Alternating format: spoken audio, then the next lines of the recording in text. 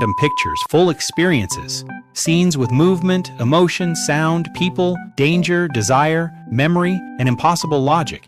And yet by morning, most of it is missing. So what happened? Where did those dreams go? The answer begins with a simple but uncomfortable fact. Your brain is not built to remember everything. Memory is not a camera. It is not a perfect recording device. It is more like a survival system, with limited space, limited attention, and very strict rules about what deserves to stay. During the day, your brain is constantly choosing. This matters. This does not.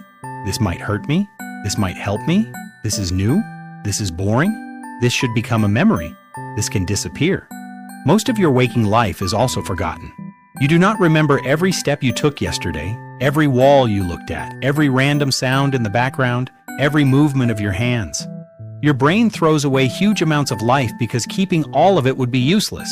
Dreams face the same problem, but they have an even bigger disadvantage. They happen while the brain is in a strange state. When you are awake, the brain systems that help form stable memories are more coordinated. The hippocampus helps connect pieces of experience. The prefrontal cortex helps organize reality, attention, and logic. Certain brain chemicals support alertness and memory formation. But during dreaming, especially REM sleep, the rules change. The emotional parts of the brain can become highly active.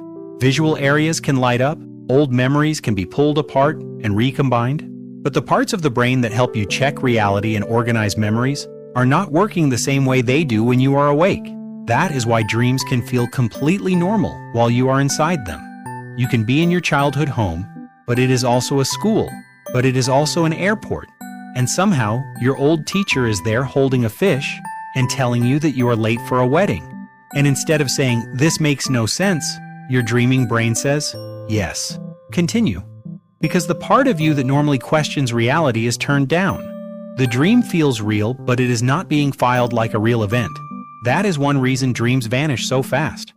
They are intense experiences created in a brain state that is not ideal for long-term storage. It is like writing something important on fogged glass. For a moment it is there, then the temperature changes, and the message disappears. But there is another reason. To remember something, you usually need to wake up at the right moment. If you wake up during a dream, or right after one, you have a much better chance of remembering it. That is why some dreams feel fresh when you suddenly wake up in the middle of the night. The dream is still close to the surface. The image is still warm. The emotion is still attached. But if you keep sleeping, your brain moves into another stage. The dream does not get carried cleanly into waking memory. Another sleep cycle comes. Another dream begins. Another layer covers the last one. By morning, the dream may still have happened, but you no longer have access to it.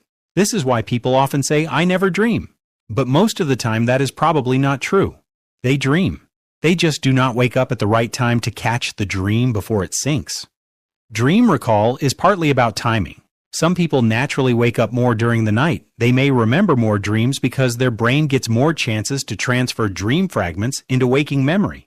Other people sleep through dream-heavy periods and wake up only after the dream has already dissolved. So forgetting dreams does not mean your brain is empty at night.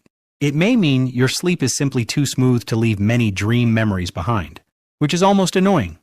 The better you sleep, the less proof you may have that your brain was busy producing its private cinema. But memory is not only about timing, it is also about attention. When you wake up and immediately grab your phone, check messages, think about work, stand up, talk, or start moving, the dream has almost no chance. The waking world floods in. Light, sound, tasks, notifications, your name, your problems, the rent, the group chat, the human disaster calendar resumes, and the dream gets pushed out. Because dream memories are fragile, they often need attention immediately.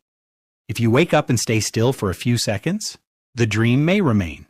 If you think about it, replay it, write it down, or say it out loud, you give it a chance to become a waking memory. But if you move too fast, the dream disappears. Not because it was meaningless, because it was never strongly stored. There is also a deeper possibility. Maybe forgetting dreams is not a flaw. Maybe it is part of the system. During sleep, the brain is not just resting. It is sorting, strengthening some connections, weakening others, processing emotions, testing memories, mixing old pieces of experience with new ones.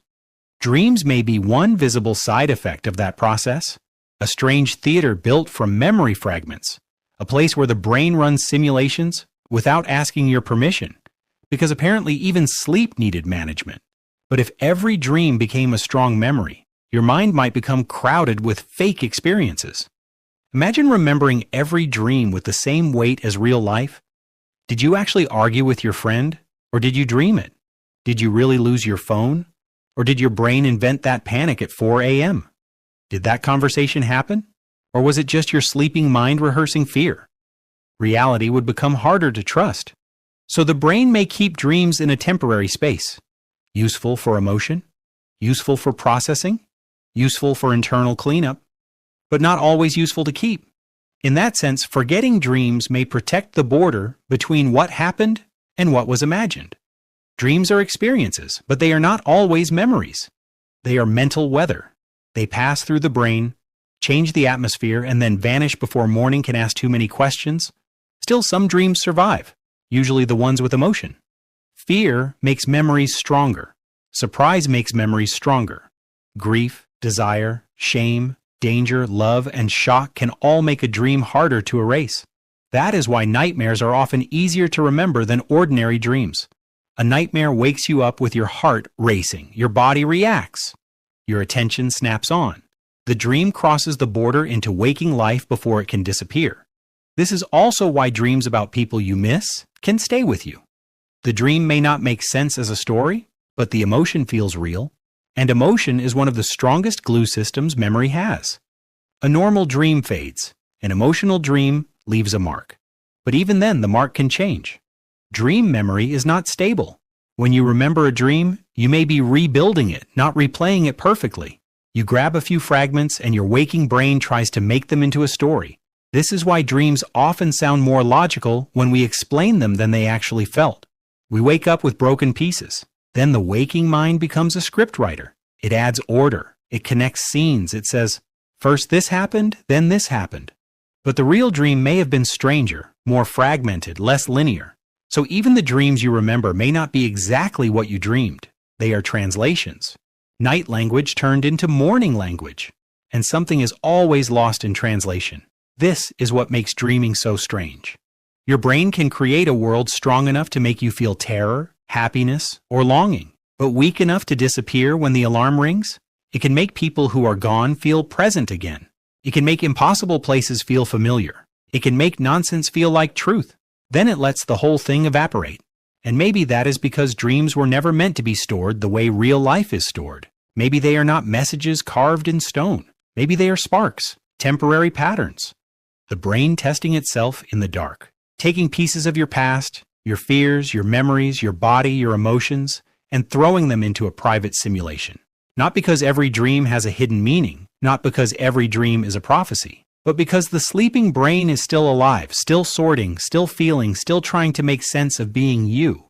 So why do we forget our dreams? Because dreams are built in a brain state where memory is unstable. Because the systems that create the dream are not the same as the systems that carefully save waking life. Because if you do not wake up at the right moment, the dream sinks back into sleep. Because morning arrives too fast. Because attention moves on. Because the brain cannot keep everything, and maybe because it should not.